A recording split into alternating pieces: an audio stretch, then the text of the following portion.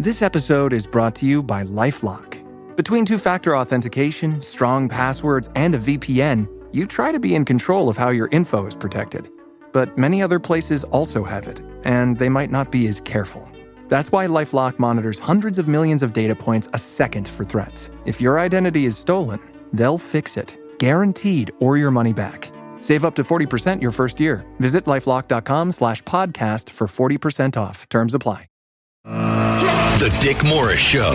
Entertaining and informative. On the Red Apple Podcast Network.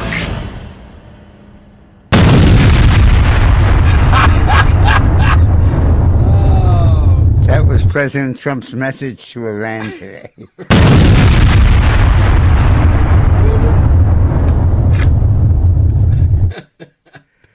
Wait a second, Dick. What time is it in Iran? Who cares? They're up. Yeah. They were awakened by a violent explosion. Yeah, I saw something funny that said, what are you going to do? And Trump said, listen. He goes, all right, give me $18 billion. He goes, okay, I dropped it on you right now. Boom. Okay. What show is this, Dick? I'm sorry. What's the name of the show? Welcome to the Dick Morris and Doug DePiro Show, sponsored by the Patriot Gold Group.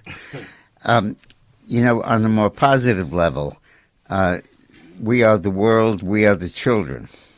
Trump's decision to bomb Iran and to knock out their nuclear facilities elevates him from the level of a good president to one of our great presidents. It is the first time since World War II that a major enemy of the United States has been defeated, wiped out, curtailed permanently. The last time this happened was Japan and Germany in World War II.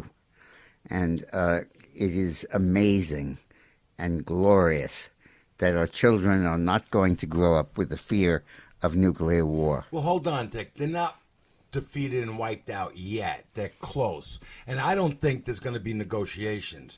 The only way that I think is going to happen, in my opinion, is a new regime. And I don't see that happening so quickly either. Well, we don't know about that. But I think the fact is that we are no longer under the threat of an Iranian nuclear bomb. Yeah, I agree with that. And when I was a kid, I grew up in the 1950s. There was a constant threat of a nuclear war. Right. People used to build fallout shelters. School, you went under the desk. They had the little air raid thing. That's right. And I seriously considered the possibility that I would ultimately be wiped out in a nuclear holocaust. And so did everybody my age. That threat has now been lifted. It's now no longer operable. And thank God for President Trump. Thank God for President Trump. And I think, all the left are saying, World War III. No, now there's not going to be World War III. Yeah. Number one, Putin looked at this and says, oh, boy, here we go. He's already not depleted, but his military is down in low grade at this point. China, on the other hand, but as Roxana said, with China's not going to buddy up with the losers, which is kind of funny. But the magnitude of Trump's achievement, just lifting him from the realm of the good president to a great president. Oh, he's great president. I mean, this is really Mount Rushmore stuff. And it is unbelievable. Thank God. Thank God. Donald Trump won this election. Imagine if Kakla was president right now. Dick. Right. What do you think? Or Obama, or Bush. Or Biden. Any of them. Or God knows Biden. No, but Kakla could have been the president right now. Yeah, she could have been. Could you imagine? What would she do? What do you think would have happened? I think that Iran would be developing a bomb. And that's it. Right. Yeah, and I think that we would have to live with that threat. I think the United States would have to cope with the idea of a nuclear Russia, China, and Iran. Wow. And North Korea. But yeah, I think it would have changed everything. We gotta realize, I really believe God had a lot to do with Donald Trump becoming president. Particularly after being shot. Yeah. And literally dodging a bullet. Like within a half an inch to an inch would have killed him. That's right. Amazing. You know, Trump's the negative attacks on Trump and the predictions of gloom and doom by the left really frame his achievements very well. Biden was the frame through which you could see Donald Trump's achievements, because we saw how bad things could get. We saw how inflation could be completely out of control. We saw how economic growth could totally stagnate. We saw how the woke could take over everything, our value systems and everything change. And that all framed the necessity for bringing Donald Trump back. And in terms of the Iranian strike, the predictions of gloom and doom, of World War III, of getting immersed in a foreign war, all of those predictions now are moot. Gone. And we see Trump's achievement through the lens of the negative stuff that people have written. Right. And those predictions, that potential bad news, is really the frame through which we can see Trump's tremendous achievements. And you know, all of us, me too, when he didn't win in 20, we're like, oh my God, I can't believe this. It was actually a good thing that he had 4 years to really think about this and put this great team together. Yeah. And for the contrast of people to see Biden and what he did and what happened with the economy and everything else with COVID, and now Trump back. So it's impossible not to see this contrast. Yes. So that 4 years might have been, I hate to say it, somewhat of a positive somewhere. Yeah, as Winston Churchill said when someone said his defeat was a blessing in disguise, he said, "It's rather effectively disguised at the moment." You almost do a decent Churchill. Yeah. At least how all the actors do him. You know, Samuel Barber, who is a political scientist, expert on the presidency, wrote a fundamentally important book that, even though it's now, I think, 20 years old, it talks about, it's entitled Presidential Character, and it discusses recent presidents with a view toward looking at their character and their personality. And his fundamental view is that it makes a vast difference whether the president is a happy person or an unhappy person. And that distinction is very important throughout history. So, for example, FDR was very happy. Eisenhower was happy. Kennedy was happy. Bill Clinton was happy. On the other hand, Jimmy Carter was unhappy. He saw threats and dangers all over. Herbert Hoover was unhappy, seeing the Depression. Lyndon Johnson spent his entire presidency being terminally unhappy, thinking that he was plagued, that he was never seen as anyone's equal, that he was seen as unqualified, that the left never accepted him, and he ruminated in the unhappiness. Really? And Nixon is the best example of that. Doug and I the other night watched the special on Nixon by Oliver Stone. Great movie. Fabulous movie. And makes the point that his entire worldview was clouded by resentment, overshadowed by resentment. The sun never came out. No matter how good things were, he would frame it as, look at what I did. I ended the war, I negotiated with Russia, I opened China, and yet all they can talk about is Watergate. Right. And Johnson had a very similar worldview. Biden and the Bushes, Biden's worldview was very negative. Oh, my God. America is divided, it's coming apart. He was the angry Irishman. And you know the Bushes kind of floated above everything, but didn't really have a worldview. What do you think of Obama? I think he was angry, even though he came across friendly. I think he was friendly. I think he was happy. I think he was thrilled. I don't think he loved America. Well, that may be. But I think that in terms of the Barber scale, he was positive. But I was thinking about the difference between Trump on the one hand and Nixon on the other hand, and put Reagan in with Trump. He was happy, Reagan. The fundamental difference is happiness. Trump is happy. Trump is thrilled. Trump loves what he's doing. He loves himself. He loves the progress that he's making. Yeah. He loves the country. He knows who he is. He revels in wonderful, wonderful good news. Yes, he does. I remember meeting with Bill Clinton once in the Oval Office, and he was president, and all he could talk about was how everybody was screwing him, how he was mad at everybody. This one did this to me because of that, and this one turned on me because of that. And I said, you're president. You're sitting behind this desk. You're the president. Why are you unhappy? And he said, well, you look at what's happening to me. You look at what people are doing to me. And his fundamental worldview was optimistic in public, but really deeply, deeply unhappy in private.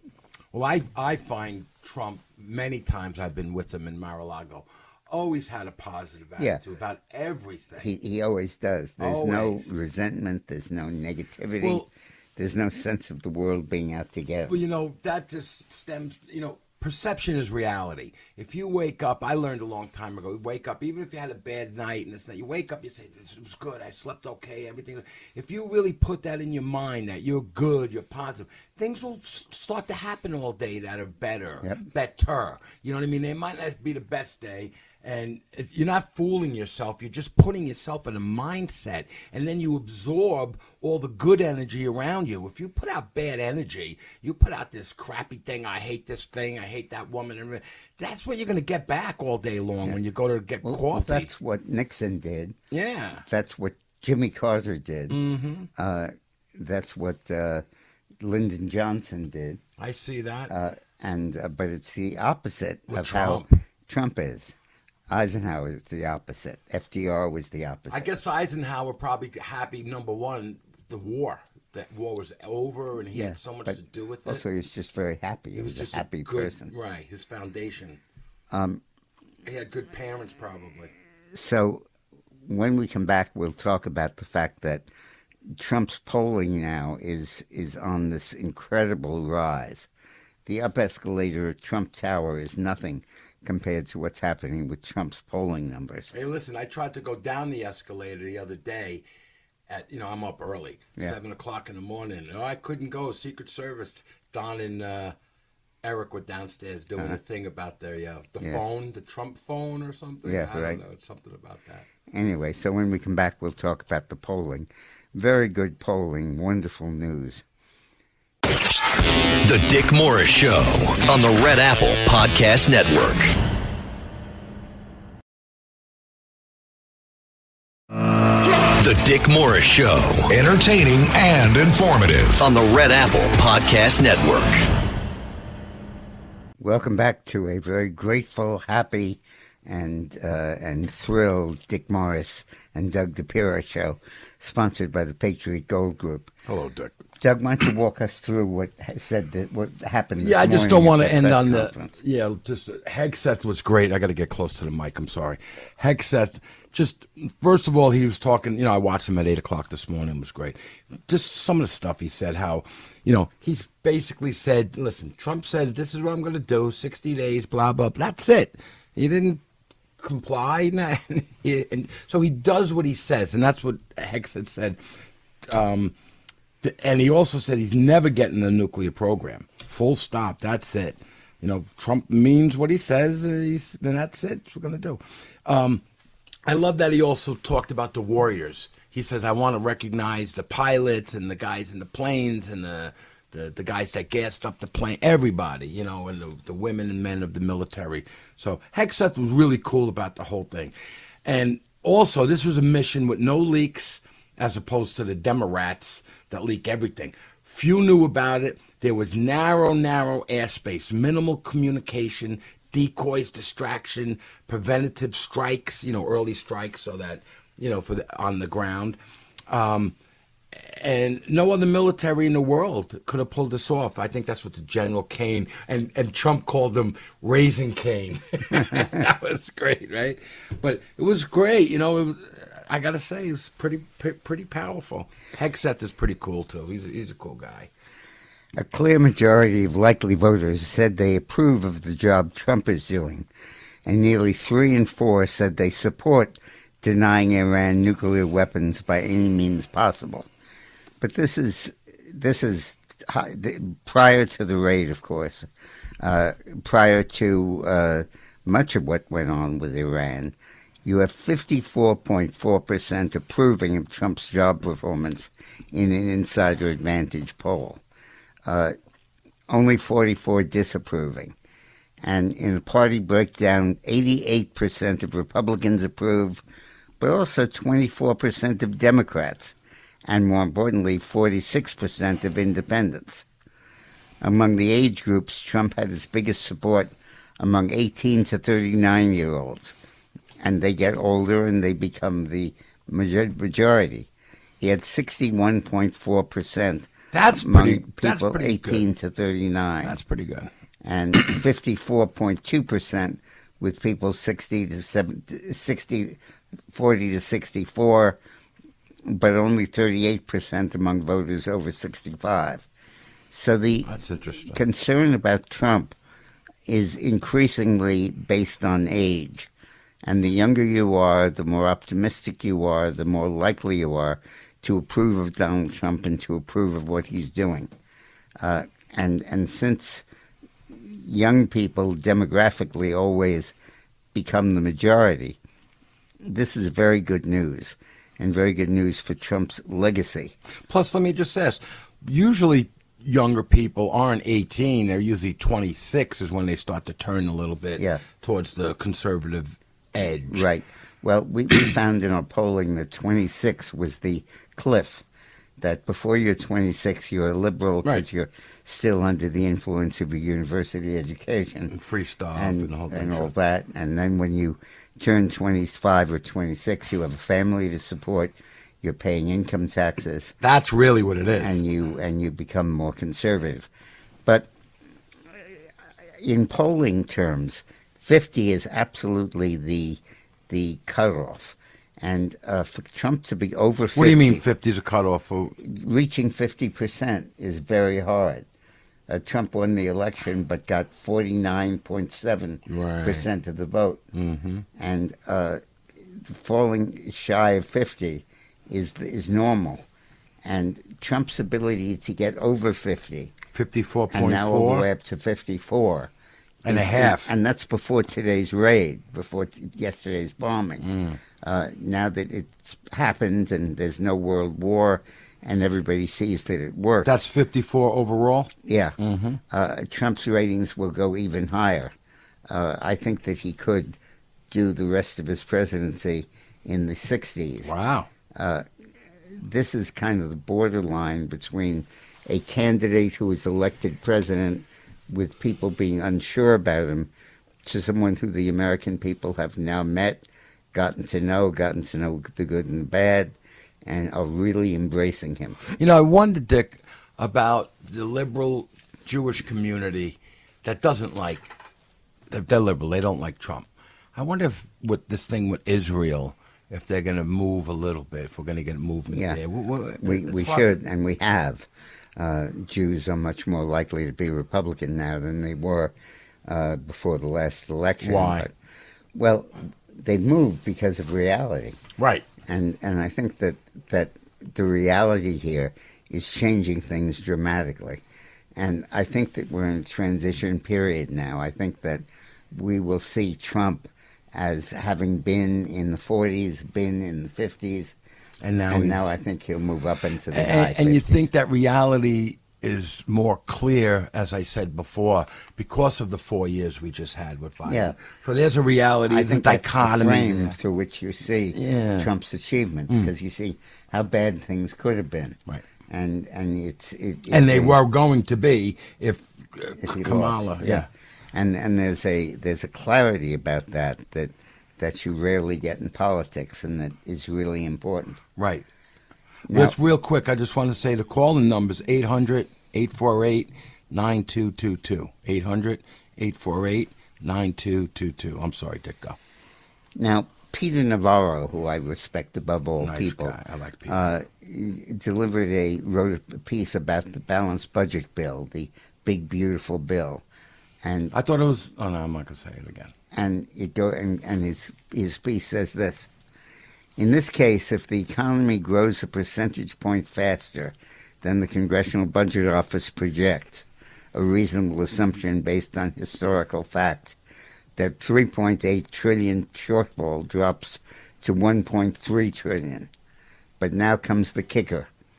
In its updated forecast for the first time, the Congressional Budget Office has even begun to account for Trump's tariffs, including a 10% global baseline tariff, a cornerstone of President Donald Trump's fair trade agenda.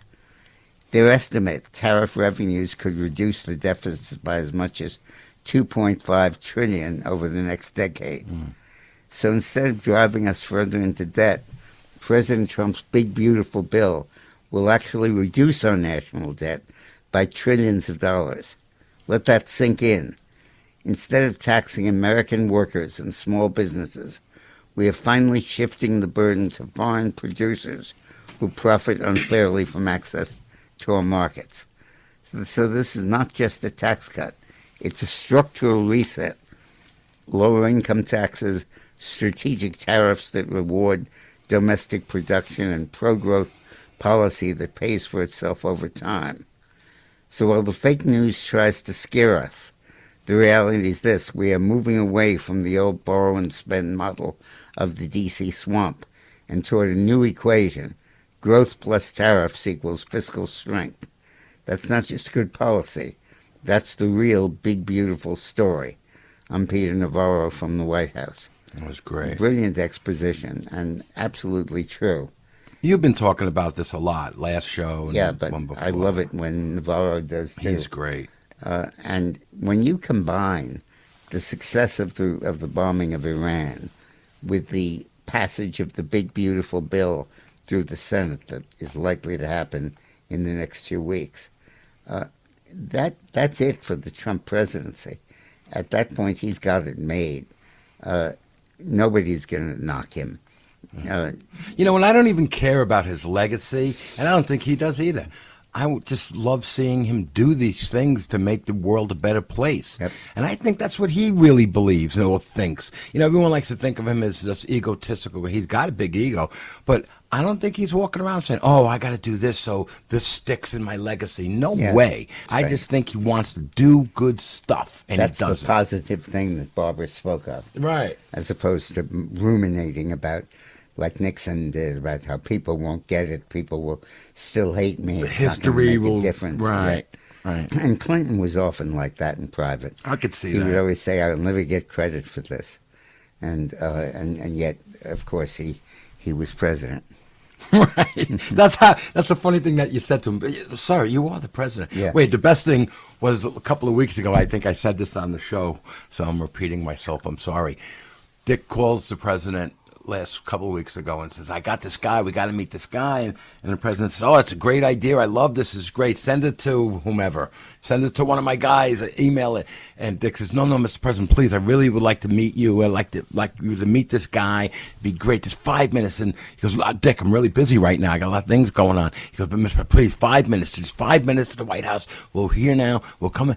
He goes, Dick, I'm really busy. Please, Mr. President. He goes, Dick, I am the President of the United States, and I'm very busy. That was so funny. Yeah. The way he said it. He said it like, I know we were friends a long time, Dick, but now I'm the president. And we went to see him anyway. It was great. That's right. That was great. So I repeated that story. I think I told it a couple of weeks ago. So do we have time for the next story? The federal court upholds Trump's nationalizing the California Guard. A 3-judge panel on the 9th U.S. Circuit Court of Appeals ruled that President Trump can keep control of the California National Guard members he deployed to Los Angeles following the anti-ICE protest. Affording appropriate deference to the president's determination, we conclude that he likely acted within his authority in federalizing the National Guard. The panel wrote, also finding that Governor Newsom, who filed the initial lawsuit, which I can't believe he filed a lawsuit for guys that want to help him, stop people from burning buildings and cars. I can't understand that. Anyway, Newsom, who filed the initial lawsuit against the deployment, would not have had veto power over the president, even if the governor were not notified of the deployment ahead of time. The ruling bloc's U.S. District Judge Charles Breyer's order last week that ruled Trump's deployment of the Guard was illegal, arguing that the deployment would only be lawful in a time of rebellion or danger of a rebellion. Breyer's order was stayed by the appeals court just an hour after it came down. Trump deployed the Guard following a wave of violent protests against the U.S. immigration and customs enforcement raids that sought to deport illegal immigrants in Los Angeles. The protests calmed after Los Angeles Mayor Karen Bass implemented a curfew in the city, though it has since been lifted. The ruling comes just days after Defense Secretary Pete Hegseth deployed an additional 2,000 Guard troops to the city. So good. And we have a great song by Nightbride, a singer I did not know. I think you said that wrong. So Bibi is talking about Iran was behind the assassination attempts on Trump. Israeli Prime Minister Bibi Netanyahu claimed in a recent interview on Fox News that Iran was responsible for the last year assassination attempts on the president.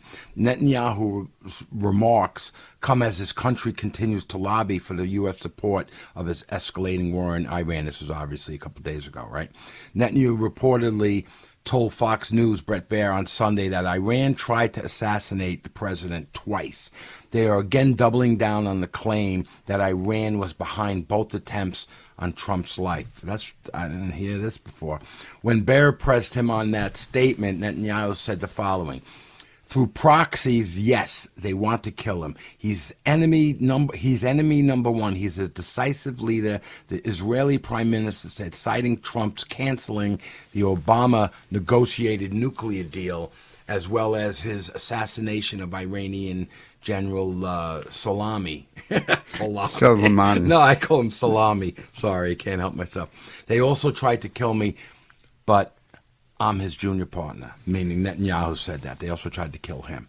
Now, the next story we'll talk about when we come back from the break is that this whole issue of was there cheating in 2020 now has an entirely new context to it.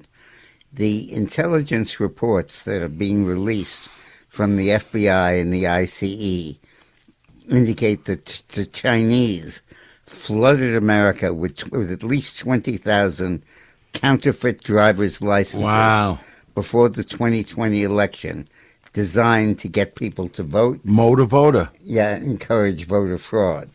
And we investigated the Russians for doing it, but in fact it was the Chinese. We'll come back to motor that voter. when we come back from the break. Goodbye, Salami. The Dick Morris Show on the Red Apple Podcast Network. The Dick Morris Show. Entertaining and informative on the Red Apple Podcast Network. Hi, welcome back to the Dick Morris and Doug DePiro Show, sponsored by the Patriot Gold Group. The election fraud allegations about the 2020 election were cast into totally new perspective because it now appears that Chinese efforts to influence the 2020 election were buried by the intelligence community leaders, and Iranian efforts to meddle in the election were also downplayed. A growing body of declassified information has revealed. Hank Williams revealed it too. Hanky. The wide-ranging approach taken by the FBI in response to baseless claims of Trump-Russia collusion in 2016 stands in sharp contrast to how the U.S. intelligence community sought to bury evidence of Chinese government efforts to undermine President Trump's candidacy in 2020. The Iranian regime's efforts to harm Trump's 2020 candidacy were also downplayed by some opponents of Trump. The raw and unverified intelligence report was bluntly titled Chinese Government Production and Export of Fraudulent U.S. Driver's Licenses to Chinese Sympathizers in the United States in order to create tens of thousands of fraudulent mail-in votes for U.S. presidential candidate Joe Biden in late August 2020. After the report was issued, it was recalled, and spy agencies were told to delete the information.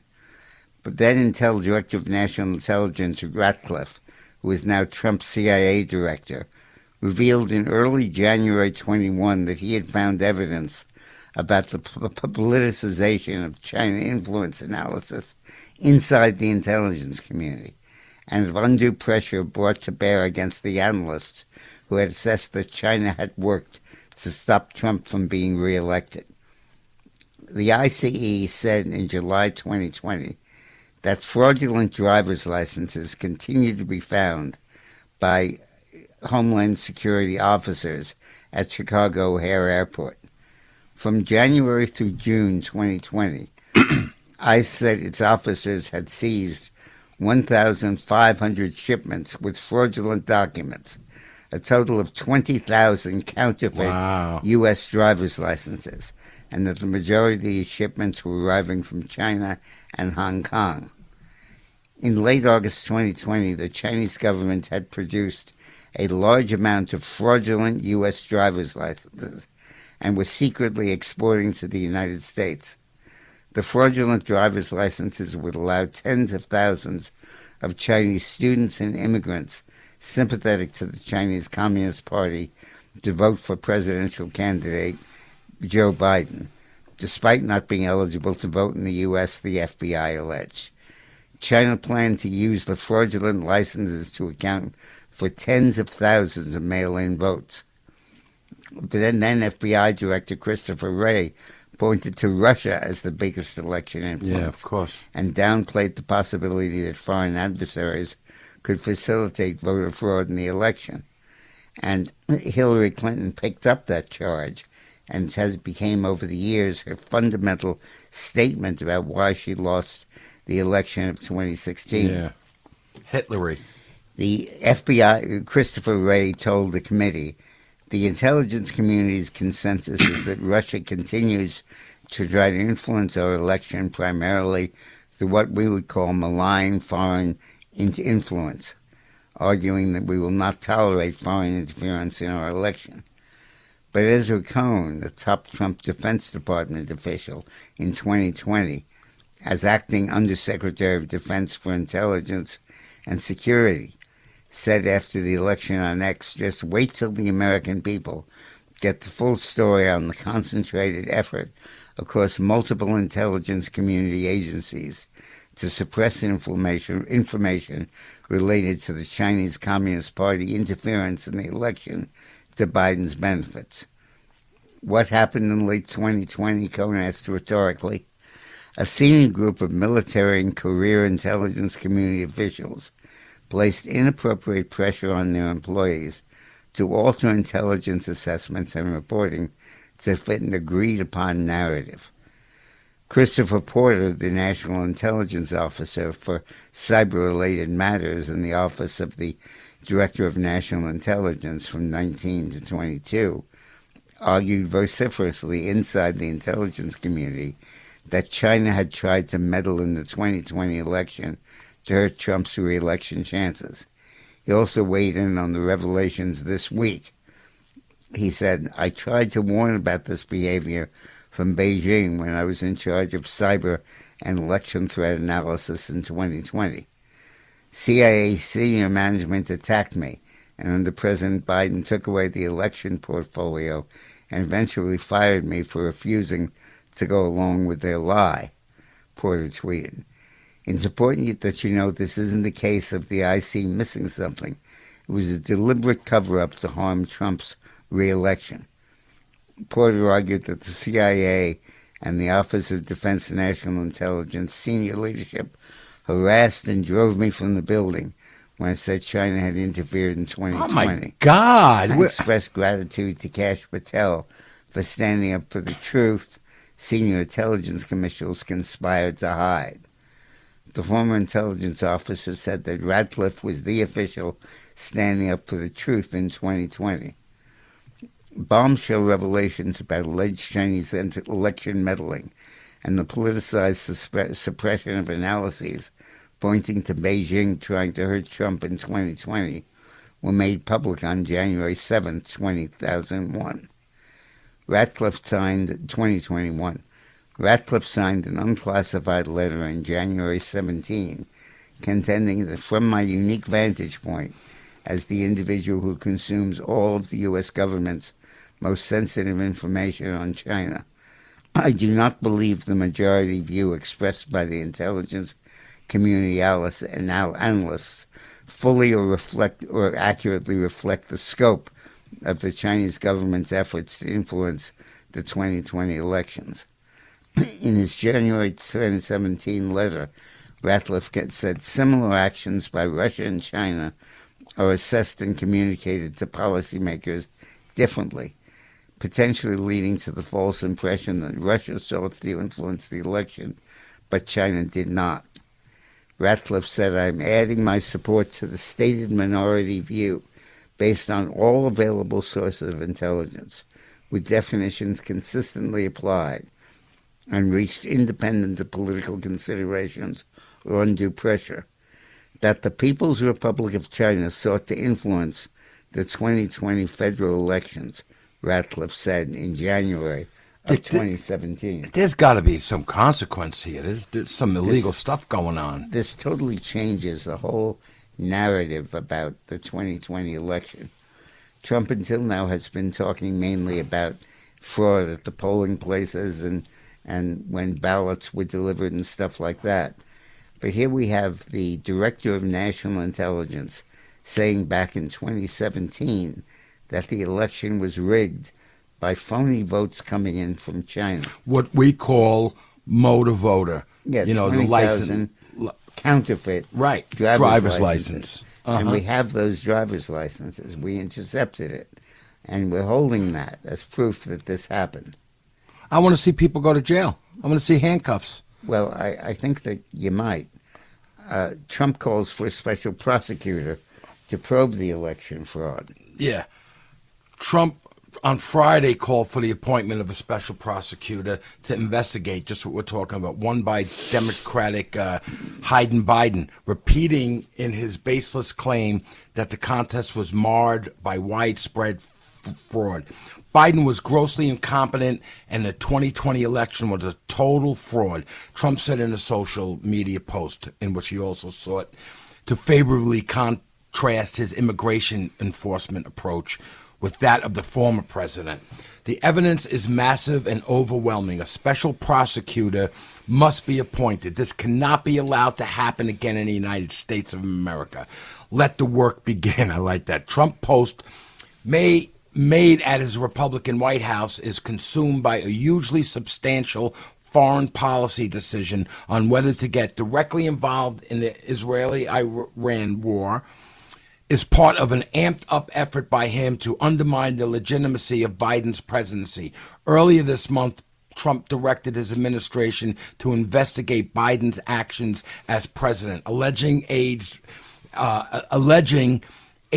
masked his predecessor's cognitive decline. Biden has dismissed the investigation as a mere distraction. Yeah, but he's got an auto pen. Yeah, right. I want to know who's signing that. This resurrects the issue of fraud in 2020, and it makes it a Chinese issue.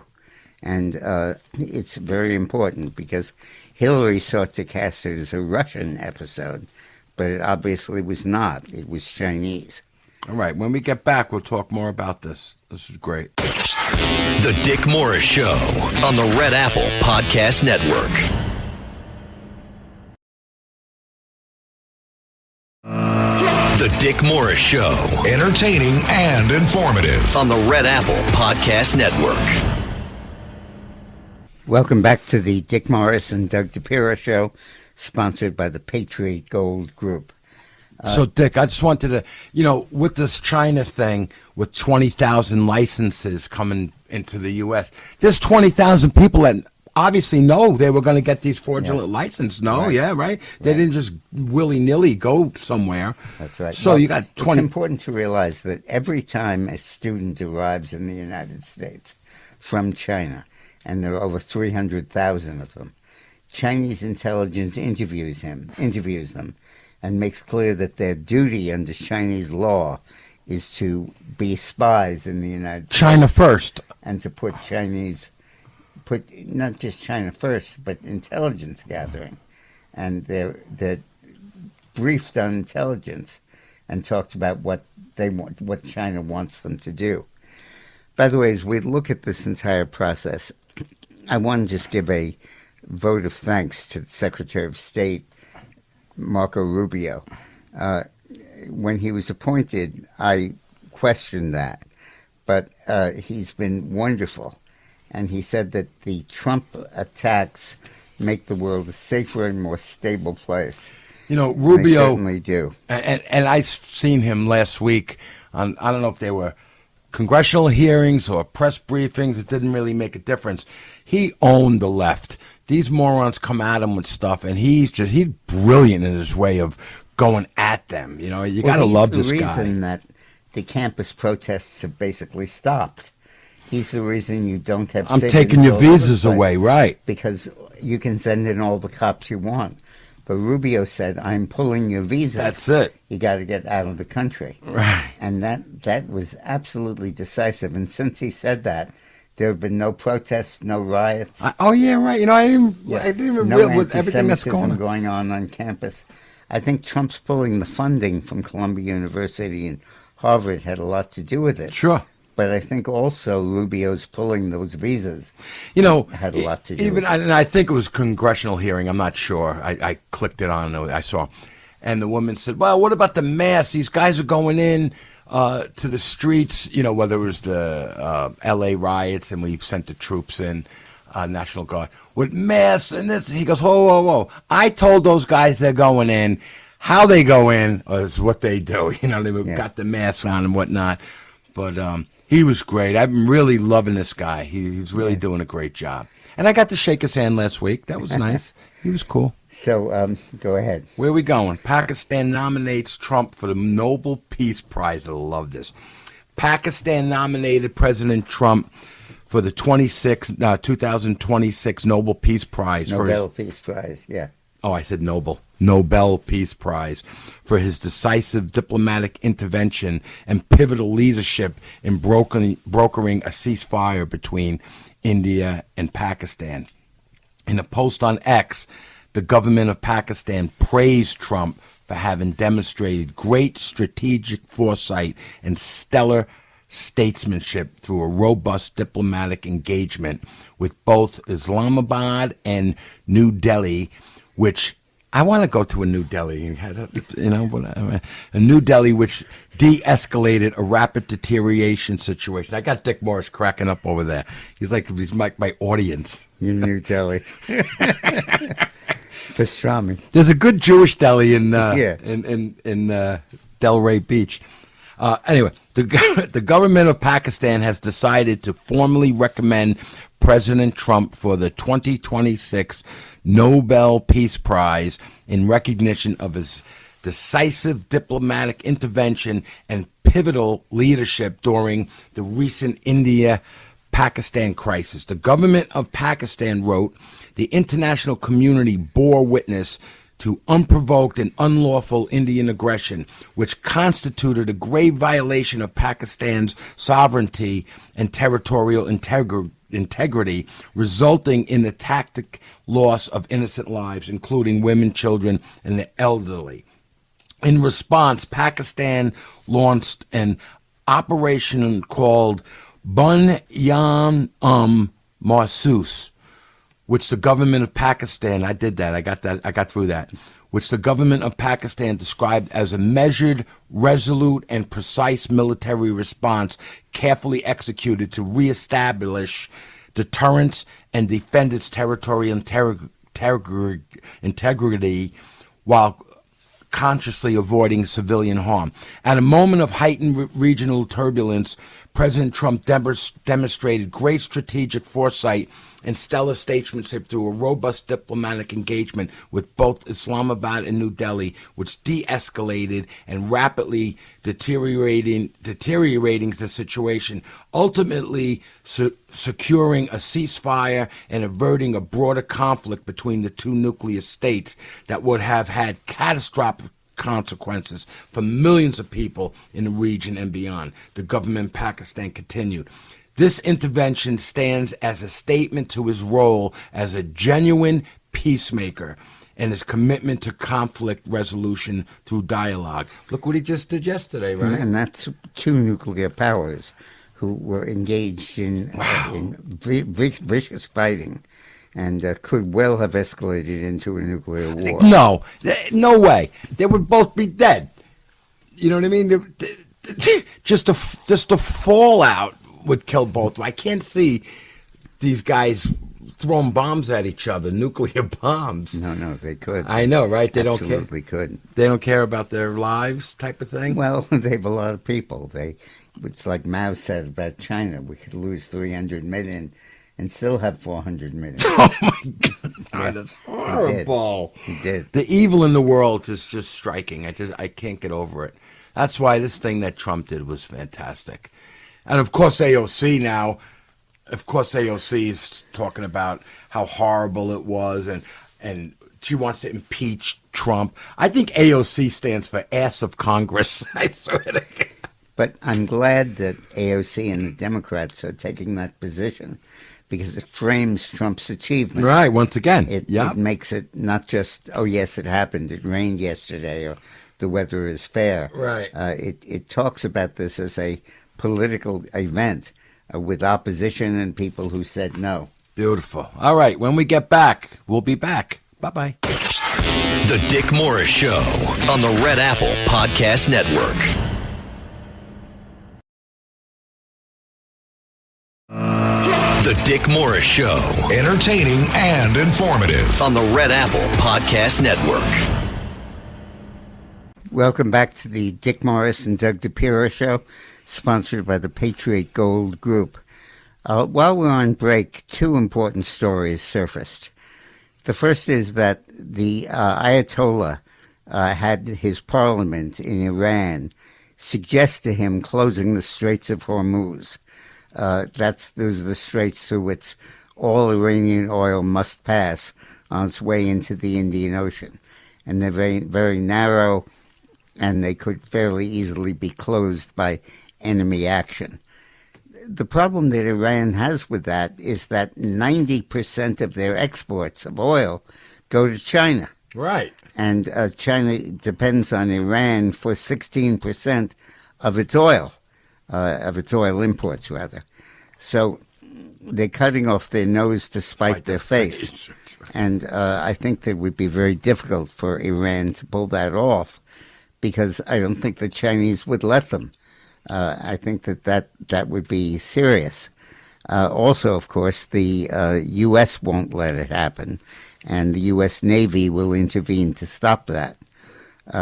So we'll see how that develops.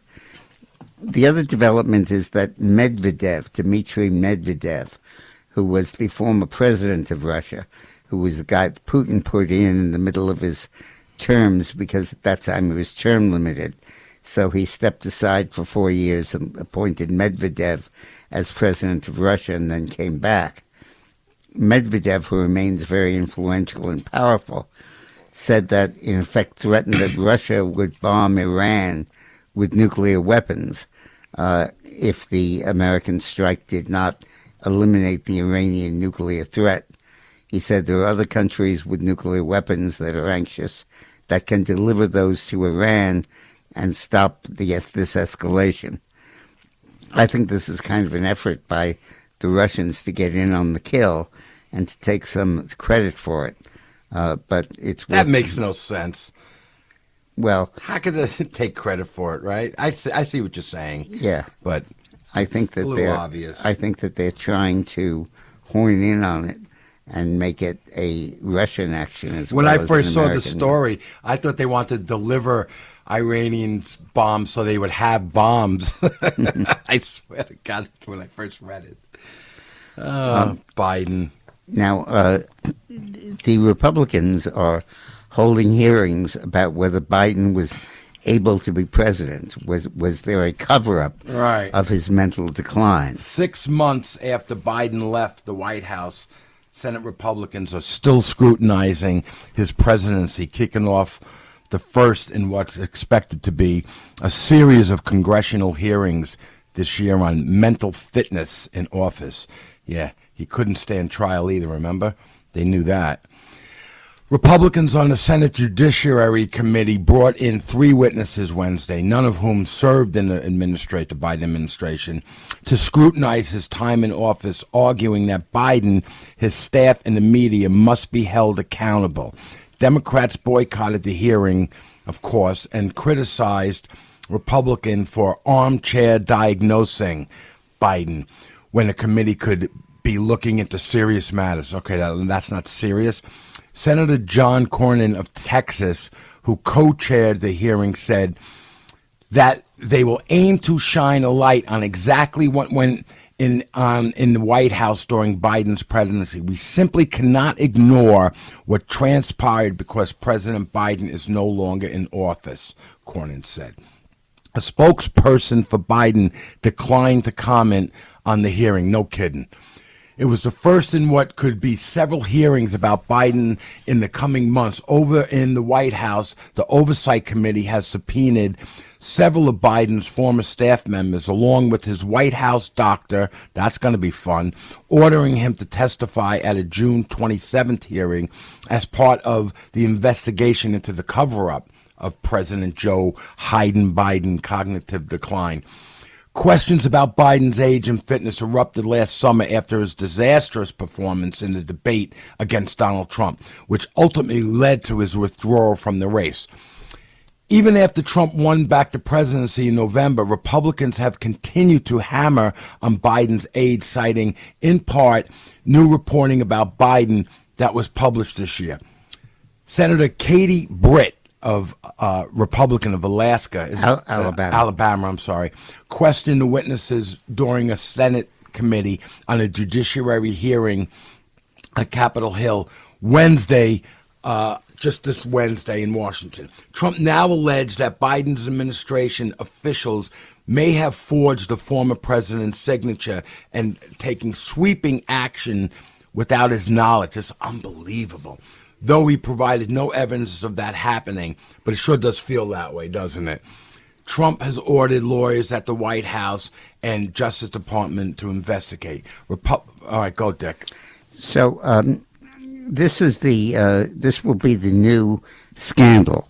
A look back at the Biden administration to see if he really functioned as president, or if he was just propped up by his staff. And who's signing some of these things. Yeah, the oil pen. Yeah.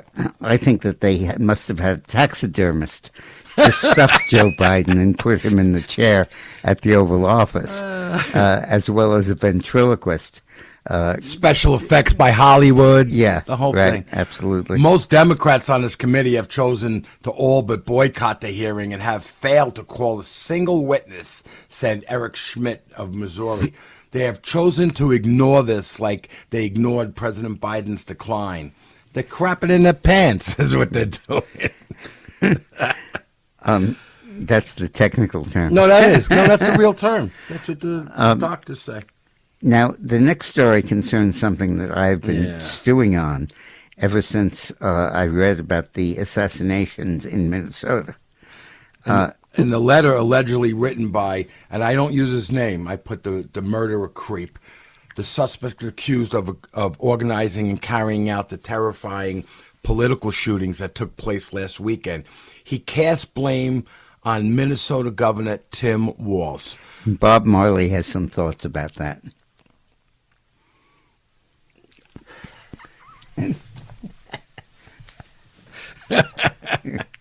You're funny, Dick Morris. Sources say that a handwritten letter signed by the Dr. Murderer Creep, he was Dr. Vance something, I'm not saying his name, and addressed to Kash Patel was discovered in a car that he bought just hours before the attack. In a letter, the murderer allegedly confessed to the crimes and blamed Governor Walz's radical leftist policies and rhetoric for motivating him to commit murder. Right. He blamed Governor Walz for the shooting rampage. The interesting thing to me about this that has been lost in the coverage of these assassinations is this is a guy who was appointed to a state board by Governor Mark Dayton, the predecessor to Waltz, and then reappointed to a full term by Governor Waltz. So they didn't vet this guy, nothing? This is somebody who was actually appointed to a state board, and he turns out to be crazy and an assassin and goes around killing people.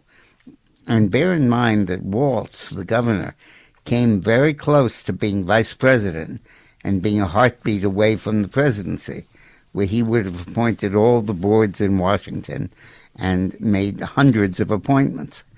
And the fact that he appointed somebody who was so deranged and so crazy as to become an assassin, I think, is a point that has been underreported.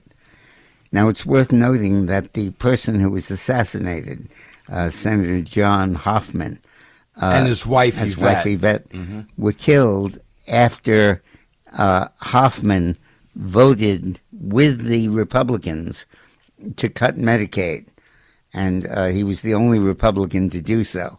And the Speaker, Emerita, I think that's how you say it, Melissa. Emeritus, yeah. Melissa Hortman. There's two different names sound the same. You got Hoffman, and she's Hortman, and her husband Mark also was shot. They're in a critical condition, I think.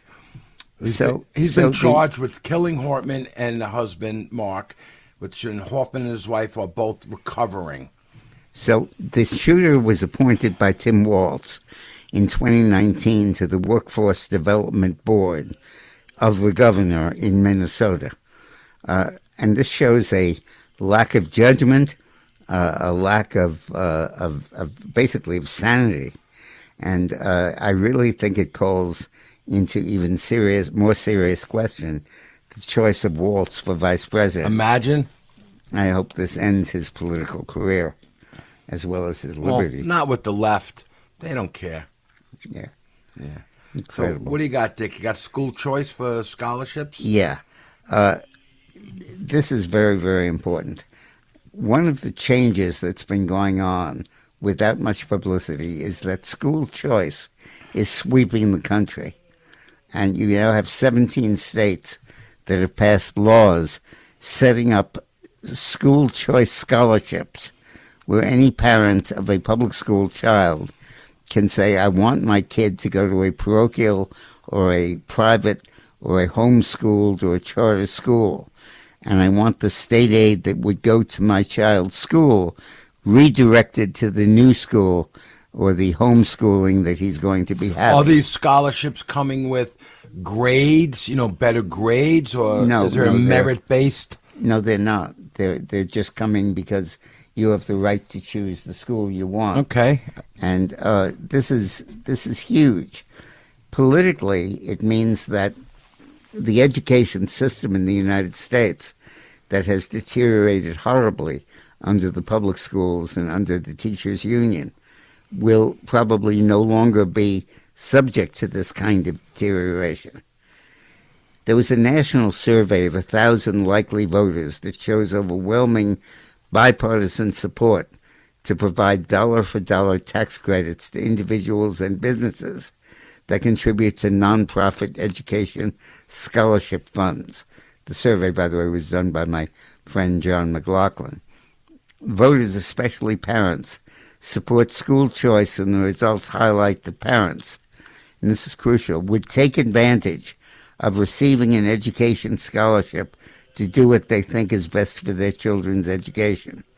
This is a very popular winning issue that provides legislators with a big political upside. The Beach Boys thought so too. Overwhelming bipartisan support for tax credits to encourage charitable giving to education scholarships. 3/4, 73-12, support providing federal tax credits to individuals and businesses that make charitable contributions to nonprofit education scholarship funds that provide financial assistance to K-12 students for tuition and other expenses. To K through 12. To 12, yeah. Right. 73% of Democrats and 73% of Republicans and 72% of independents supported this.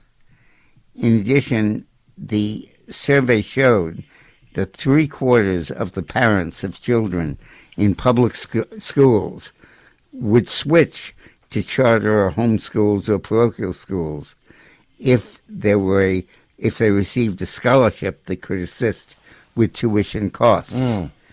3/4 of the parents would leave the public schools if there were a scholarship that made it possible for them to go to private, parochial, or home schooling. I'd like to know what the other 25%, what they're thinking, that don't want this. Nearly half of the voters believe their local public schools are getting worse rather than better. 23% worse, 47% worse, 23% better. And parents of students in public schools are more positive, but less than half say things are getting better versus getting worse. So this is a gigantic change in public education. It's really a sea change. And politically means that the teachers' union has less and less power, and that a fundamental change is underway right under our noses in this country in advancing school choice programs. Very soon, a large number of students, a significant minority of students, will be in charter or parochial schools, not in public schools. When we come back, we'll talk about a court decision blocking gender change for minors. The Dick Morris Show on the Red Apple Podcast Network. The Dick Morris Show. Entertaining and informative on the Red Apple Podcast Network. Welcome back to the Dick Morris and Doug DePiro Show, sponsored by the Patriot Gold Group. Let's go to Sandra in New Jersey. Hi, Sandra. Hi, Sandra. Hi, Sandra. Hello. Hi. Hello to both of my very special friends. Hi, how are you? It's true. I wanted to say two things, one about Donald Trump and one about AOC. On Donald Trump, I say God gave us Trump for a reason. God wants peace on earth, so he gave us Trump for a reason. He's doing what no one else has the courage to do. So I thank God every day for Donald Trump. And regarding AOC, she always has something to say. She's saying that he violated the constitutional rights and the congressional war powers. Do you know that the last person I would want to know about what I was doing in this thing would be her, because leaks would happen. We would have leaks, and there would go the whole mission. It would get all botched up. So I'm glad she didn't know. And like you said earlier, he will get the Nobel Prize. I said it wrong, too, at first, Douglas. That's what he's going to get, not impeached. Give me a break. Yeah, I know. That's what I'm thinking. Listen, if Donald Good Trump for you, Sandra. fed all the homeless people, AOC would say, oh, he's just putting money in his pocket because he's got food storage somewhere, or you know what I mean? And let's go to Sylvia in Manhattan. Hey, Sylvia. Dick, I have a short quote written by Victor Davis Hanson Who I love. during Biden's term.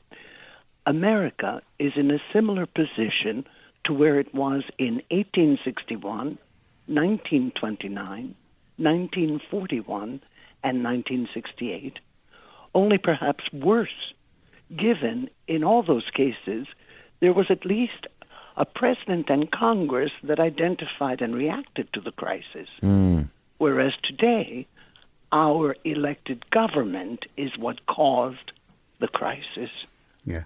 Well, that was before Trump was elected, Sylvia, I think. And I think it was very accurate. But I thank you for bringing us that quote. The Supreme Court has upheld Tennessee's ban on providing interventions such interventions as cross-sex hormones and puberty blockers for minors supposedly experiencing gender dysphoria. Yeah. In a 6-3 decision released on June 18th, the court disagreed with the Biden administration's argument that the law should face higher legal scrutiny than had been applied by an appeals court. The U.S. Court of Appeals for the Sixth Circuit had upheld Tennessee's law, stating that it passed something known as rational basis review, which is a relatively low level of scrutiny to determine whether the law is constitutional. So that's important. Yeah, and it gives states the authority to block gender change therapy for children. In California, they not only don't block it, they hide the fact that it's happening from the parents. That's horrible. And you put Jill on the school bus and Jack gets off. God. And literally, they do not have to tell the parents that they're medicating their children to help them undergo gender change. That should be illegal. And the excuse is that gender dysphoria, which meant you're born as a boy and you want to be a girl. What about the kids like Bill Maher says? He wanted to be a pirate. I'm glad my parents didn't cut off my leg, put a wooden leg, and poke my eye out with an eye patch. Right. Now, I'd like to talk a little bit about the disaster facing New York City. The latest polling shows Mamdani, the crazy socialist, communist, probably Muslim candidate for Israel hating. Cuomo's lead into the 2025 mayoral race is shrinking, with runner-up Zohran Mamdani cutting the ex-governor's lead over him nearly in half over the last month, according to a new poll that found a significant chunk of voters undecided. A new poll conducted by the Marist Institute for Public Opinion quizzed 1,350 likely Democratic primary voters between June 9th and June 12th. Margin of error is plus or minus 4.3. Cuomo, who is consistently polled as the frontrunner in next Tuesday's Democratic mayoral primary. This Tuesday coming? Yep. Wow. Was ranked as first choice by 38% of the New Yorkers surveyed. Mamdani, a Democratic Socialist Assembly member representing Western Queens, nabbed 29% of the poll's first-choice picks, putting him 11% behind Cuomo. Wow. That's a marked improvement for Mamdani compared to the latest poll Marist released on May 14th, which showed Cuomo holding a 19-point lead. And the poll showed 11% still undecided. The head of the Marist poll, Lee Miringoff, said, Cuomo's numbers haven't moved that much. His support is staying the same. But it's the undecideds that are getting involved, and they're going a lot to Mamdani. Well, don't you think they should start looking at Curtis? You know what I mean? This guy's nuts. Yeah. Cuomo killed those people, I believe, right? So I think Curtis is the guy with the balls. I think he's the guy that can straighten things out. He's no Rudy Giuliani, but he's tough enough to get the right people in place. And I would. But don't count on that. I know, but you have to I vote in like the Democratic primary if you're a registered Democrat. And in the ranked choice voting, do not include a vote for Mamdani. The poll also showed that he's expanded his support among Latino voters by broad margins, earning 41% of Latinos, a 21% increase from his levels 2 months ago. Cuomo's support among Latinos, meantime, decreased to 36%. So Mamdani is actually carrying Latinos. Wow. And AOC has endorsed Mamdani. He's running on a left-wing platform that include promises to expand free child care and freeze rents for stabilized tenants. Freeze rents. That means that there will be no new housing construction in New York. Ever. The homeless crisis will get worse, because if you're promising a rent freeze, nobody's going to build and nobody's going to rent. And so the government will take over all the housing. Yeah, in Spain, they passed a constitutional amendment giving everybody the right to housing, which sounded great.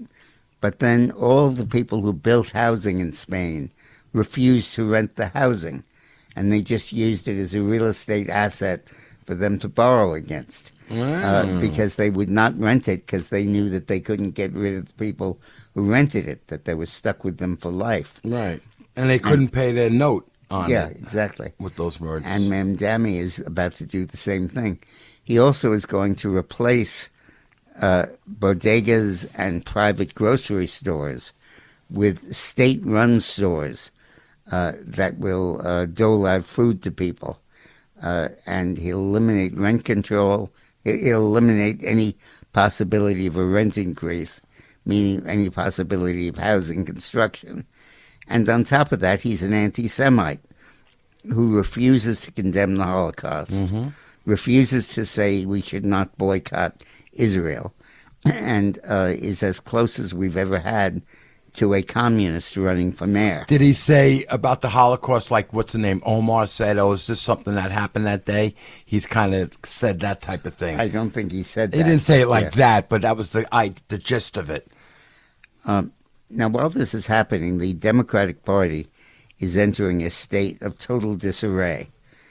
The leadership of the labor movement has quit the Democratic Party in New York. Randy Weingarten, the head of the teachers union, quit the Democratic National Committee, and the leadership of AFSCME, the Public Employees Union, has also followed her in quitting the leadership of the Democratic Party. And the reason is that Weingarten and the AFSCME people want there to be primaries against Democratic moderates so that they'll be challenged by other crazies like AOC and Mamdani. This is all part of what I've been saying, and people have heard me on this for a year now, that after the Democrats lose an election, they move to the left. They become more and more unacceptable. And Mamdani's candidacy in New York, Randy Weingarten and the AFSCME person quitting the leadership of the Democratic National Committee is symptomatic of that. They move to the left. I just see the people of New York saying, this has got to stop. I can't see they're so left and they want Democrats in power, and they're going to see this Mammy guy, whatever his name is, becoming the mayor. I just don't see them voting. The problem is they have a choice between the devil and the deep blue sea. Right. Because Cuomo just admitted that he lied about the report on nursing home deaths. Yeah, disgraced former New York Governor Andrew Cuomo, who has his sights set on becoming the next mayor of New York City, admitted that he may have lied under oath during congressional testimony related to the COVID nursing home deaths in the state.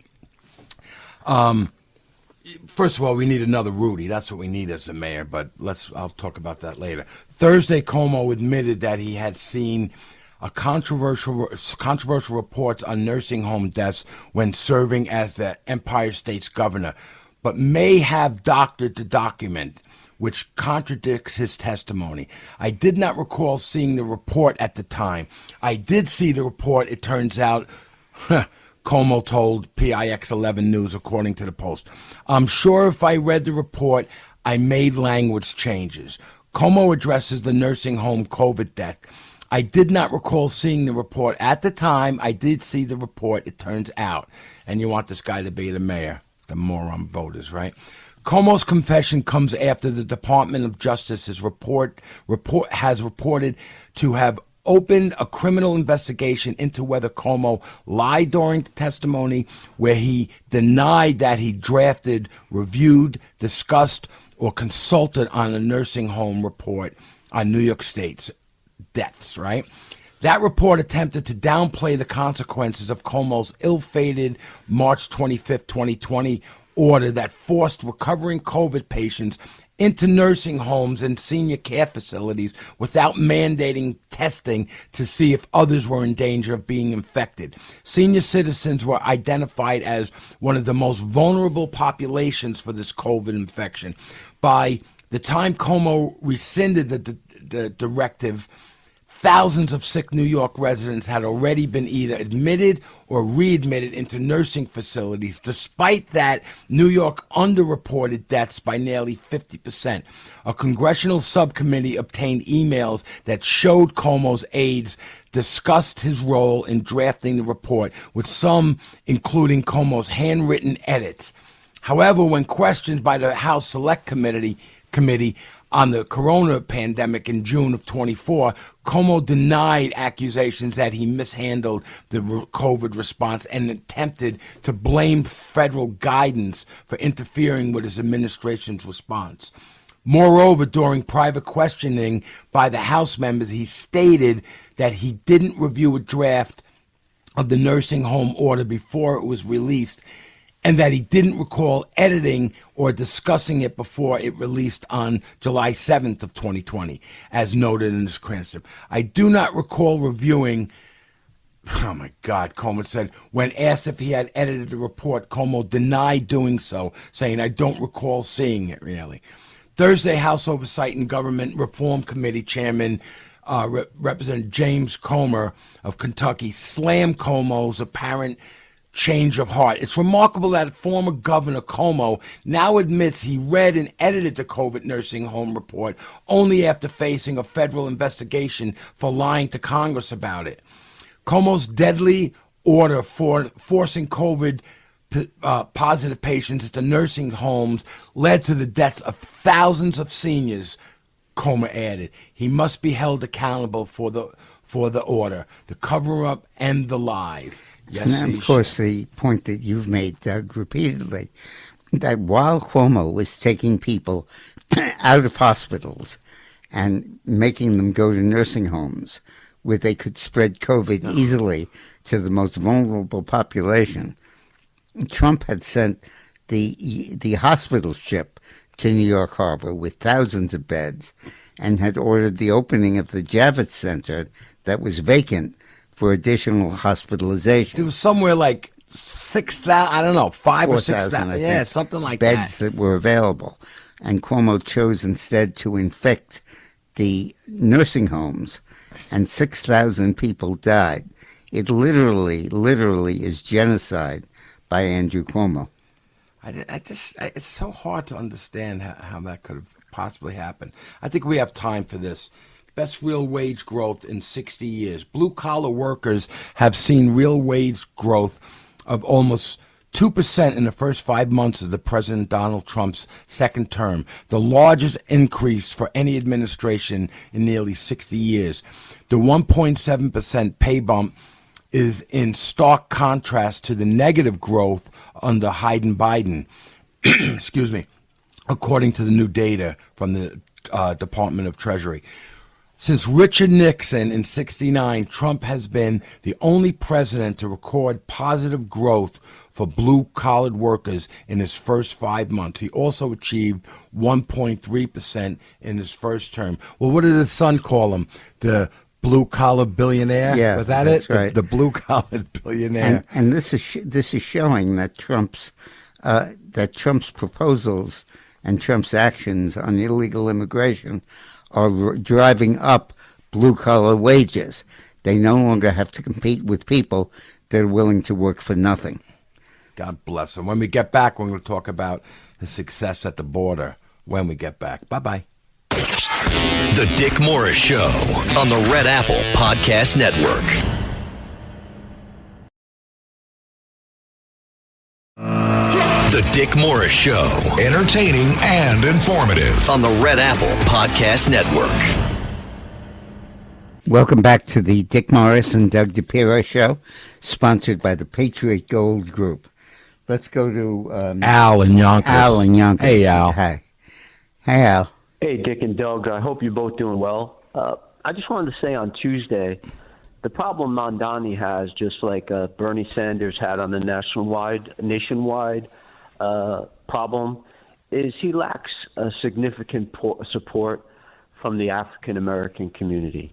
It's a misconception that the African American community wants to defund the police. If you go into areas like Southeast Queens, Hollis, Queens, these are voters that are going to be with Cuomo. Mandani has a big problem because he's not able to break into that vote. The only thing he has in his favor, my own personal opinion, is he has the momentum going in on Tuesday with the weather. But I think Cuomo will hold him off because he has support from people like Jim Clyburn, the establishment. You make a great point, Al, that I have not emphasized enough. Mamdani believes in cutting funding for the police. All right. And to elect a mayor who believes in that is horrible. It'll probably happen then, and we have to stop it. I don't know how you could cut the police in New York. It's unbelievable. Thank you, Al. That was great. More? Yeah, all right, Go. thank you. Go on. Oh, yeah, I just think Mamdani will come in a close second. But just like Bernie Sanders in South Carolina on a nationwide level, he cannot break into that African-American vote. Well, we'll Good. see. That's good. All right, Al. I grew up in Yonkers, Al. Okay. See you later. Okay. All right. Trump's success at the border. Trump on Friday touted 0 illegal aliens being released into the United States interior for the month of May. That's great, isn't it, Dick? Compared to the tens of thousands who poured under the former President Sleepy Joe catch and release policy in May. I think I'll also call him Sleazy Sleepy Joe. Yeah. More than 62,000 migrants who illegally crossed into the United States in May of 2024 were released into the U.S. interior under Biden's administration, as Breitbart News Texas Bob Price reported on Wednesday, citing figures from the U.S. Customs and Border Protection. Trump took the Truth Social on Friday to highlight the drop to 0 last month as the change underscores the effectiveness of his border policies. 0 border crossings for the month for Trump versus 60,000 for sleepy, crooked Joe Biden, a man who lost the 2020 presidential election by a landslide. Biden was grossly incompetent, and the 2020 election was a total fraud, Trump wrote. Trump notably ended catch and release through executive action upon taking office, as well as taking a slew of other measures to secure the border. And he has. I can't believe it's 0. That's amazing. Where's his magic wand? So there are now 1 million fewer illegal immigrants in the United States. Wow. Washington, D.C. of June 19th this year. A new analysis by the Center for Immigration Study finds that the number of illegal immigrants in the United States has declined by an estimate of 1 million between January and May of this year. The overall foreign-born population, legal and illegal, also declined during this period, driven by a fall-off in the numbers of non-citizens from Latin America who arrived in 1980 or later, a group that significantly overlaps with the illegal immigrant population. The decline may reflect departures in response to President Trump's election and increased enforcement. However, the report findings come with important caveats. The departure of illegal immigrants is certainly good news for Americans, especially low-skilled workers who will see higher wages. And this guy said, or whatever his name is. It may also help draw some of the millions of American men without a college degree who are currently out of the labor force back into jobs. But you got to understand, these workers that they're talking about are the guys on the farm moving products, the lower guys that we need. Among the findings, published figures from the survey by the Bureau of Labor Statistics show that the number of foreign-born individuals in the labor force declined by 600,000 from January to May of 2025. Our analysis of the raw data shows the total foreign-born population, both in and out of the labor force, declined almost 1 million from January to May of 2025. So 1 million people are no longer competing for blue-collar wage jobs. And that's bringing American blue-collar workers back into the labor force and increasing their pay. The decline was entirely among non-citizens. The number of naturalized U.S. citizens in the data did not fall from January to May of this year. In particular, non-citizens from Latin America who indicated they arrived in the United States, as I said before, from 1980 or later show a 1 million decrease from January to May of this year, and 1.5 million fall off since December of 24. Now, this is a story that I would invite people to call in about and talk about. The phone number, Doug, is 800 848 9222. 800 848 9222. There is a poll taken with 60,000 interviews, bigger than any poll you've ever heard. It's sort of the mother of all polls, like the bomb. It found that It found that across every possible social characteristic, race, income, age, religion, sex, and even political activity, a 60,000-person survey shows conservatives are much happier than liberals. Oh, kind of like the presidents that were happy or not happy? Wow. Reports Nate Silver. When asked about the status of their own mental health, only 20% of liberals said it was excellent, compared to 51% of conservatives. Meanwhile, 45% of liberals said their mental health was poor, compared to just 19% of conservatives. Wow. Look at that. Nearly half of liberals say they have poor mental health. Well, first of all, we see that every day, that they've got a mental thing going on. They're angry. They always want to fight you if you didn't vote for who they wanted you to. Using the 60,000 people on a 0 to 100 scale, the gap between the left and right persisted across every possible demographic.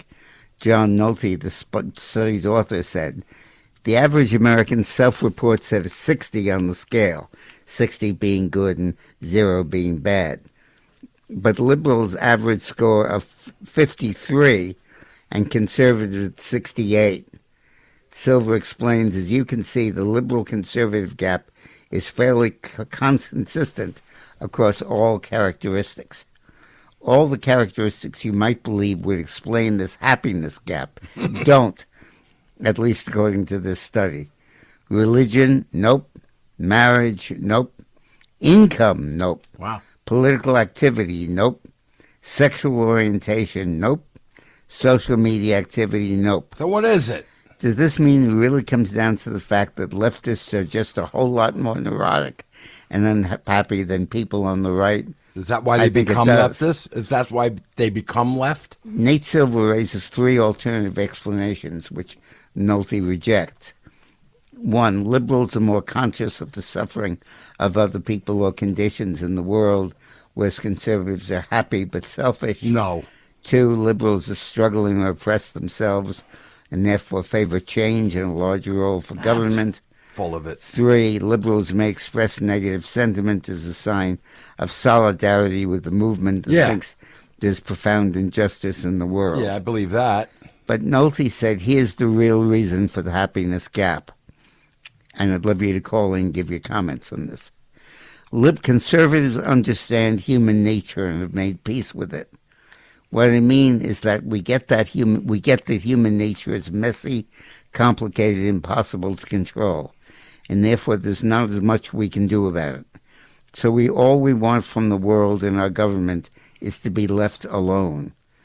Live and let live is not only our motto, it's an attitude that breeds happiness.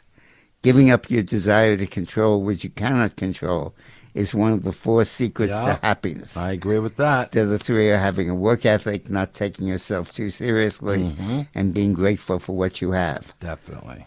Leftists are genetically predisposed to a totalitarian streak where they must control everyone's behavior within their confining ideas of justice. Yep.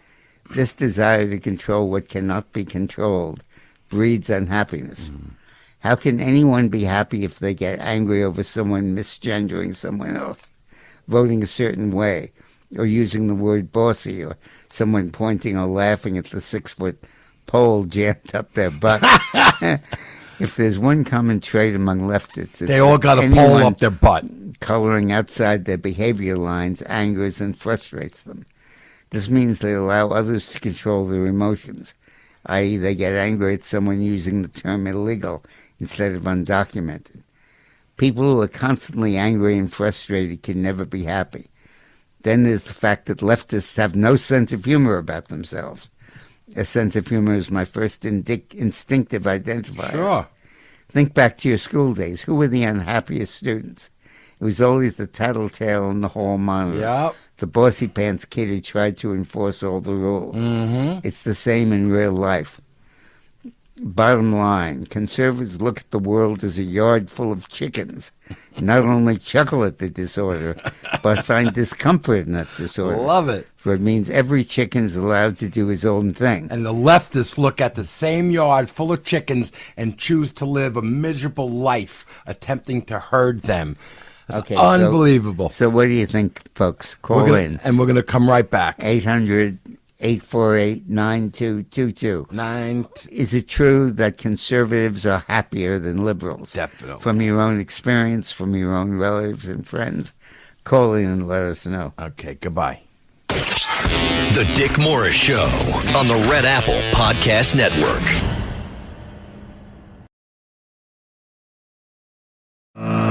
The Dick Morris Show. Entertaining and informative on the Red Apple Podcast Network. Welcome back to the Dick Morris and Doug DePiro Show. So, a survey of 60,000 people shows that liberals are less happy than conservatives. Well, let me tell you something. And the survey says, bottom line, conservatives look at the world as a yard full of chickens and not only chuckle at the disorder, but find comfort in that disorder. Listen. For it means every chicken is allowed to do its own thing. Leftists look at the same yard full of chickens and choose to live a miserable life attempting to herd them. That's exactly it. You know, they're so angry to the left. Our friend in Trump Tower, he's badass dude, man. You would not want to pick a fight with him. He's a cool guy, Damie. And I wanted to tell Trump about this Oval Office, and I got messed up. I was talking about other stuff. But he was in the subway, and he had a Trump hat. And some big dude, he's not tall, but he's bad. You know, he's not a guy that, he's formidable, right? Some guy, 6 foot something. I hate Trump, and it starts yelling at him about his hat. He put his fist near his face. The guy did to my friend, to Damie, put his hand near his face, right? And Damie knocked him out. He just hit him, boom, on the floor, right? And then he pummeled a little bit. He didn't destroy the guy, but, it was a big dude. They arrested him. And, the cops came. And they said, you want to press charges? He said no. And the creepy guy that hates the world and Trump said he pressed charges. Yeah. But we all know conservatives creeps who are angry, who are not angry, who are happy with the world, as opposed to liberals who are unhappy. Any comments on that from people? Not yet, but we do have my friend Ray on the line. Okay. So is Ray there? Dougie, Dick, how are you guys? We're doing Ray. Good. Great show. Do you think conservatives are happier than the liberals? Well, I can tell you right now, I can pick a liberal out across the street any time of the day. Oh my God, there could be 200, and there might be one in there. I could pick that person out. It's unbelievable. We do that a lot. Miserable. With Dick Morris and I do that a lot. We go on the left or on the right, and we look L or R. Yeah. Oh, boy. So, two things. One with Cuomo and the nursing home scandal. He's a murderer. Yeah. And my father was a victim of it. I'm sorry. Unfortunately. And it's a two-part point. Last week we were talking about end of life, right. Helping people. Well, they've been doing this for a long time in hospitals and nursing homes. They say, you want me to give them something for pain? And then they increase it a little at a time. I experienced this with my father, his brother, and a few other relatives, as they got older, when they were just, they weren't going to come back. Right. But they're doing that. They're doing it because they ask. And they give more pain medicine, which makes them weaker and weaker. Is that where you're going? It weakens the heart. But get back to the issue of are liberals less happy than conservatives? Expand your comments on that, please. Okay. Well, I have a mother-in-law. She's a liberal. She's miserable. Okay. I have other friends that are liberals. They're just miserable people. They're not happy. If you look at CNN, MSNBC, The View, they're all miserable. When you look at Fox, the people are smiling. And they are happy. Yeah, it's just so. Ray, I feel horrible for you. You actually have a mother-in-law that's a miserable liberal. Yeah, Diane's mother. Yeah, when I go to the MRI and I go boom, boom, boom, boom, boom. You ever go to an MRI? I go, You didn't tell me my mother-in-law was in the thing. But they are very unhappy people. They really are, and they fight you. If the minute, like I meet somebody at a restaurant, whatever, and they like you, you're a nice guy, or this and that. Did you vote for Trump? I go, yeah. Ew, I hate you. Now they hate me. Yeah. So and the pollster here looked at variables. Religion, nope. Marriage, no difference. I can't believe that. Income, no difference. Political activity, no difference. Sexual orientation, gay or straight, no difference. Social media activity, no. It really just comes down to the fact that liberals are a whole lot more neurotic and unhappy than people. I'm going to reverse that. Liberals aren't unhappy. Unhappy people become liberals. Yeah. You know what I mean? That's where it goes. When you brought up at just a miserable whatever, you go to the left, because then you got all your, what's it, birds of a feather, right? Together, yeah. That's what it is. All right, Ray, thank you so much, my man. So this is an amazing study. Liberals had an average happiness score of only 53. Conservatives had one of 68. And it's true against true across all kinds of demographics. It's unbelievable. I have to take this call, Dick. This is Pamela in New Jersey. She's talking about my great friend, Rudy Giuliani. Go, Pam. Oh, she's off. Oh, she said Rudy Giuliani deserves the Medal of Freedom. Yeah, talking about New York, and he should have a forever pass. By the way, like they're trying to get him now on all kinds of things. One of the news story I'd like to inject here: the Supreme Court ruled that victims can sue terrorist groups. The Supreme Court on Friday upheld a law allowing Americans injured by acts of terror in the Middle East to take Palestinian leadership groups to court for damages. In a unanimous decision, the justices ruled that promoting Security and Justice for Terrorism Act does not violate the PA and the PLO due process rights by forcing them to consent to federal court's authority. The courts have ruled before that anyone who sues because they lost a relative in 9/11 or because of terror action and wants to sue the Palestine Liberation Organization or Hamas cannot do so. They just reversed that ruling, saying that they could. And these groups all have assets in the United States that can be attached or can be attacked. So this is a very big decision. Good. And I hope there are some listeners who are going to take advantage of it. So let's all pray for President Trump and be grateful that he is our president, that's for sure. Amen. And Dick Morris, absolutely. It's an honor to be here with you. Well, what a day. It was pretty great. All right, man. Bye-bye. Everyone, and God bless everyone. Bye-bye. Okay, bye-bye. No. Goodbye. Bye-bye. No. Bye-bye. Bye-bye. Okay, bye-bye. Bye-bye. Bye. Okay, bye-bye. Bye. Bye-bye. Thanks for listening to The Dick Morris Show. You can hear The Dick Morris Show Sundays at noon. If you like the podcast, share it with your friends and listen anytime at WABCRadio.com and download the WABC Radio app. Hit that subscribe button on all major podcast platforms. Plus, follow WABC on social, on Instagram, TikTok, Facebook, and X. See you next time for a new episode, so you never have to wonder. What the heck is going on here?